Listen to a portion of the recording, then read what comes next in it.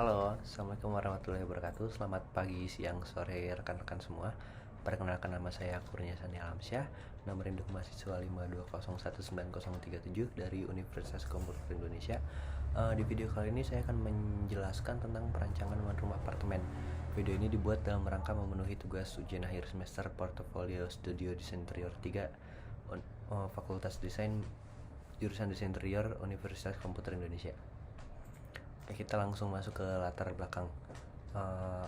Profil user yang saya dapatkan di sini adalah milenial berumur 23 tahun yang berlokasi di ibu kota Jakarta, yang berprofesi sebagai penulis, aktor, dan influencer. User yang saya pilih ini bernama Juan Bion Subiantoro atau yang biasa dikenal dengan Biowan. Lalu kita masuk ke karakteristik user. User ini mempunyai 4 hobi, yaitu membaca, menulis, fotografi, dan skate. Tapi berdasarkan survei yang saya temukan di sosial media user ini lebih ke sering bermain skate dan fotografi. Kemudian ada personality user. User ini termasuk orang yang serius, extrovert, simple, ekspresif, kreatif, dan explorer. Explorer di sini tuh maksudnya user sangat suka mencoba hal-hal baru. Tabel aktivitas dan fasilitas. Nah, di sini ada 2 aktivitas user, yaitu di weekday dan weekend. Nah, berdasarkan tabel aktivitas dan fasilitas ini, user itu lebih sering berkegiatan di luar. Jadi saya sebagai perancang ini bertanggung jawab ketika user pulang ke ruangannya itu kebutuhannya itu terpenuhi semua. Lalu kita masuk ke studi image. Studi image yang saya ambil ini ada 2. Yang pertama itu dari hasil animasi sendiri, yang kedua ini berdasarkan referensi.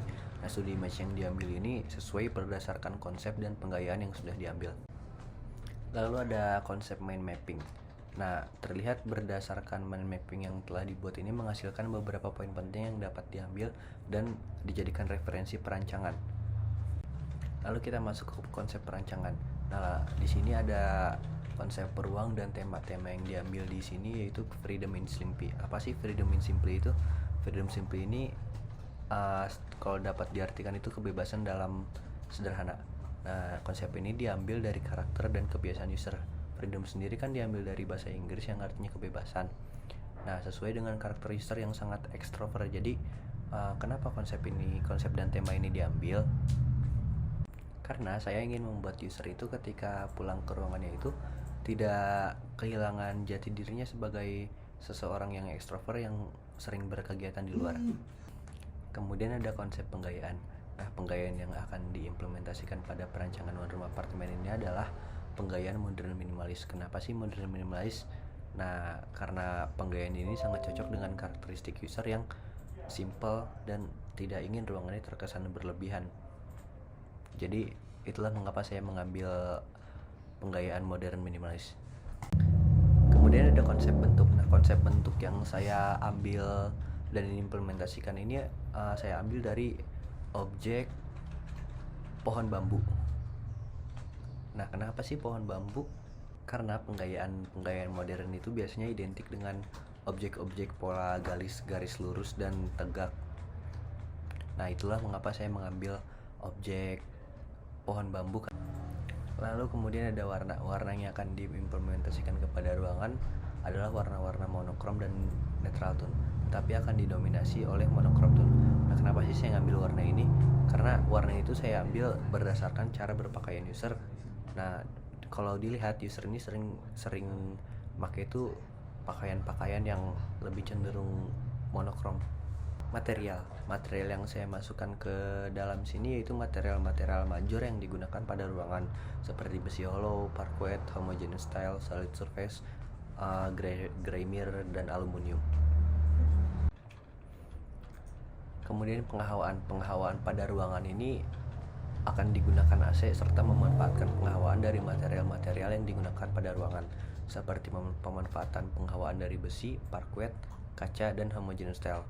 Karena material-material yang digunakan terbuat dari bahan dasar alam. Nah, biasanya bahan dasar alam ini menggunakan temperatur yang netral dan tidak membuat ruangan panas. Kemudian ada pencahayaan. Pencahayaan alam yang digunakan pada ruangan ini yaitu pencahayaan setempat. Karena user ini tidak suka dengan cahaya yang terlalu over pada ruangan, dan juga user ini berlokasi di Jakarta yang identik dengan panas safety. Nah, konsep safety yang saya terapkan ini, yang pertama ini ada pada dinding. Nah, pada dinding saya akan memberikan fire stop coating agar bila terjadi kebakaran, api tidak akan mudah membakar dan menembus tembok lalu merambat ke unit-unit lainnya. Nah, biasanya bila terjadi kebakaran, fire stop coating ini membutuhkan waktu untuk si api merambat ini, dan membutuhkan waktu itu paling lama 2 jam. Jadi masih memungkinkan untuk terjadinya proses evakuasi. Kemudian ada hasil survei yang saya dapatkan berdasarkan akun-akun personal user. Kemudian ada zoning blocking. Nah, zoning blocking ini pembagian antar ruangan.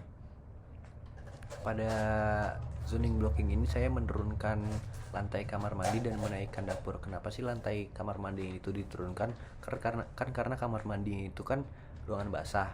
Gak mungkin dong kalau kamar mandi itu kenaikan lantainya itu sama kayak ruangan-ruangan yang lain. Airnya kemana-mana dong. Dan general layout. Nah, pada saat masuk di area entrance, kita langsung disambut oleh partisi besi hollow dengan frame aluminium. Lalu di sebelahnya ada rak sepatu dengan berbahan dasar akrilik. Melewati area foyer, kita langsung disambut dengan area living room yang menyatu dengan workspace yang berada di bawah tangga. Tangga yang berada di atas workspace ini menuju untuk ke lantai mezanin.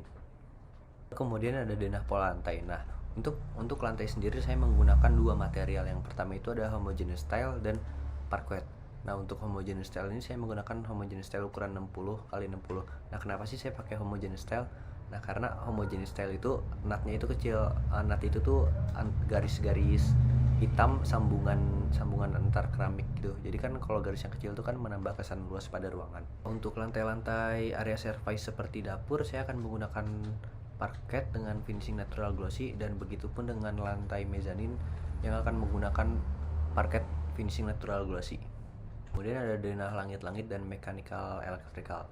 Nah, bisa dilihat di sini saya menggunakan ceiling dengan material besi hollow dengan lampu general lighting dengan rumah lampu downlight. Kemudian saya menggunakan exhaust fan dan cooker hood pada area service, yaitu dapur. Potongan. Di sini saya mengambil potongan A aksen dan B aksen. Kemudian ada potongan C aksen, dan D aksen. Detail interior. Nah, untuk detail ini saya mengambil 2 objek yang dijadikan detail. Yang pertama itu backdrop pada TV, yang kedua ini tangga. Nah, untuk backdrop TV ini saya menggunakan gray mirror yang menempel pada multiplex. Nah, si gray mirror ini jadi ditempel ke multiplex ini menggunakan silan hitam. Kenapa pakai silan hitam? Karena kalau pakai silan hitam itu jadi terlihat lebih rapih dan tidak mudah menguning seperti silan putih. Nah, kemudian detail yang kedua ini saya mengambil tangga. Nah, tangga ini yaitu tangga beton yang di finishing oleh HPL. Jadi tangga beton ini dikasih triplek dulu. Nah, baru di triplek itu di finishing dengan HPL biar menempel si HPL-nya. Nah, untuk konstruksinya sendiri ini tuh menggunakan besi hollow lalu ditempel ke si tangganya dan ke atas mezanin. Perspektif yang digunakan ini berdasarkan animasi sendiri dan renderan saya sendiri. Lalu untuk selanjutnya kita lanjut ke video animasi.